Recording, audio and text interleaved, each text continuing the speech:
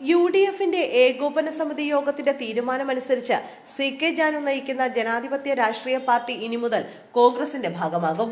തീരുമാനം വന്നതിന് പിന്നാലെ പ്രതികരണവുമായി എത്തിയിരിക്കുകയാണ് CK ജാനു. UDFന്റെ ഭാഗമാകുന്നതിൽ പാർട്ടി പ്രവർത്തകർ വലിയ സന്തോഷത്തിലാണെന്ന് CK ജാനു പറഞ്ഞു. NDAയിൽ കടുത്ത അവഗണന നേരിട്ടിരുന്നുവെന്നും CK ജാനു തുറന്നടിച്ചു.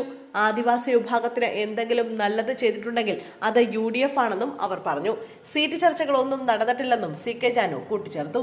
ഒരു നല്ല ജനാധിപത്യ തീരുമാനമാണ് സ്വീകരിച്ചിരിക്കുന്നത്. പരമാവധി ഒരുമിച്ച് കാര്യങ്ങൾ ചെയ്യാനുള്ള ഒരു സംഭവത്തിലേക്ക് വരിക എന്ന് പറയുമ്പോൾ അത് വളരെ സ്വാഗതാർഹമായ കാര്യമാണ്. അങ്ങനെ തന്നെയാണ് കാണുന്നത്. ആദിവാസികൾക്ക് അനുകൂലമായി എന്തെങ്കിലും ചെയ്തിട്ടുണ്ടെങ്കിൽ അത് UDF തന്നെയാണ് ചെയ്തിട്ടുള്ളത്. എക്കാലത്തും ആ കാലഘട്ടത്തിൽ വെടിവെപ്പ് നടന്നിട്ടുണ്ട്.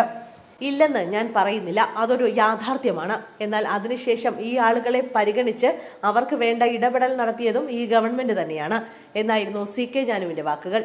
PV അൻവർ നയിക്കുന്ന തൃണമൂൽ കോൺഗ്രസ്, CK ജാനു നയിക്കുന്ന ജനാധിപത്യ രാഷ്ട്രീയ പാർട്ടി, വിഷ്ണുപുരം ചന്ദ്രശേഖരൻ നയിക്കുന്ന VSDP എന്നീ മൂന്ന് കക്ഷികളെ UDFന്റെ അസോസിയേറ്റ് അംഗങ്ങളാക്കാൻ ഇന്ന് ചേർന്ന UDFന്റെ ഏകോപന സമിതി യോഗം തീരുമാനിച്ചതായി പ്രതിപക്ഷ നേതാവ് വാർത്താ സമ്മേളനത്തിൽ വ്യക്തമാക്കി.